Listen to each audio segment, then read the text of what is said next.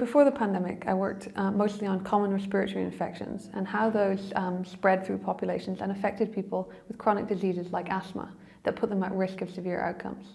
I also did quite a bit of response-focused work, mostly looking at the transmission dynamics of Ebola virus and how we can design vaccination strategies to prevent epidemics. From my point of view, in mathematical modelling, we started working absolutely flat out as soon as we heard about this virus early in January 2020. And so it was non-stop trying to understand key questions about the transmission dynamics, about who was being most affected and how severe the pandemic was, so that we could make predictions, projections, and understand what the future might hold. Some of our early work right at the beginning of the pandemic in the UK, before the lockdown happened, was to try and understand what interventions might work and how stringent and how long those interventions would have to be in place. And so you can use mathematical models to analyze a range of what we call counterfactual, so different scenarios where you do different interventions and then you can compare them.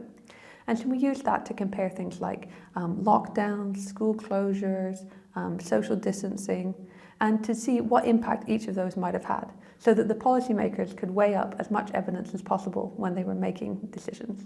Working on a pandemic is what my job is about, so it's what I've trained for. And so from that point of view, it's quite important to do a good job. It's quite high pressure, fast paced, and that makes it quite exciting. But at the same time, you can't lose sight of the devastation that this pandemic has caused. And so even though there's been a lot of scientific opportunity, would I trade it? Yes, obviously we would trade it back. So I'm really thrilled to receive this funding. I'm really excited for the opportunity it's going to provide. And the main thing that I'm going to do is conduct a research project looking at the impact of the pandemic on the health of people with severe comorbidities, such as people subject to the shielding policy, and use electronic health records to better understand the impact that the COVID pandemic has had and the interventions that were used to protect those people. To those supporters, I'd say thanks very much. This is a really exciting opportunity to do great science and to really support people at a key stage in their career when they're trying to become independent. And so thank you very much.